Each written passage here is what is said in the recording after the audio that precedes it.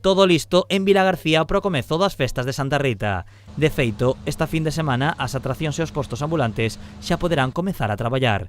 O Concello permítelles adiantar a súa apertura ao ser un dos sectores máis castigados durante a pandemia. Pero o día oficial do inicio de Santa Rita é o venres 20.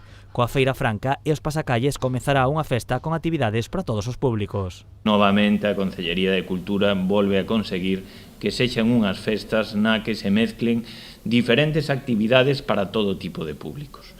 Aos que lle gusten as verbenas, van a ter verbenas. Aos que lle guste o deporte, van a ter deporte. Tamén están pensados nos nenos que poidan disfrutar de cine nas rúas. A Feira Franca e os pasacalles continuarán durante os 4 días da festa. O sábado, ademais, comezará o torneo Santa Rita de Fútbol 8 e as actuacións musicais. A primeira será a gala lírica encabezada pola banda municipal xunto coa soprano Marina Penas e o tenor Quintín Bueno. E a continuación, o gran concerto de Santa Rita. Despois recuperamos o concerto no Parque das Xunqueiras. Había tradición de facer un concerto tipo San Roque tamén xa en Santa Rita o sábado, e aquí temos o concerto de La Lobio, un concerto moi animado para bailar, xa sin restriccións, se poderá estar no Parque da Xunqueira, disfrutando un concerto de bella normalidade, totalmente.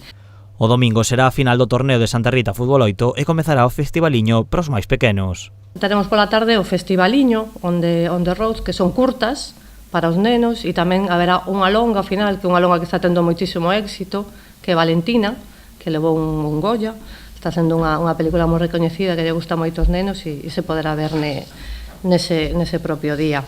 Ademais, o domingo tamén terá lugar a misa e a procesión en honra a Santa Rita. A patroa das festas está presente de maneira especial no cartel deste ano. Vedes que hai, e non é casual a imaxe, son 3 Santa Ritas e 2 delas están difuminadas. E unha pois ten moita máis presencia. Por que esta imaxe?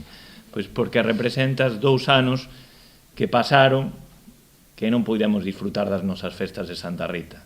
A programación complétase o domingo co 7º encontro folclórico encabezado pola Asociación Nos de Sobradelo xunto co grupo Toume e a compañía de danza de Fran Xieira, coreógrafo da canción Terra de Tanxugueiras. E remátase cunha verbena popular coa orquestra Os Satélites. O luns continuará tanto a Feira Celta como os pasacalles e o festivaliño. O último evento da festa terá lugar unha semana despois coa celebración do primeiro torneo Santa Rita de rugby.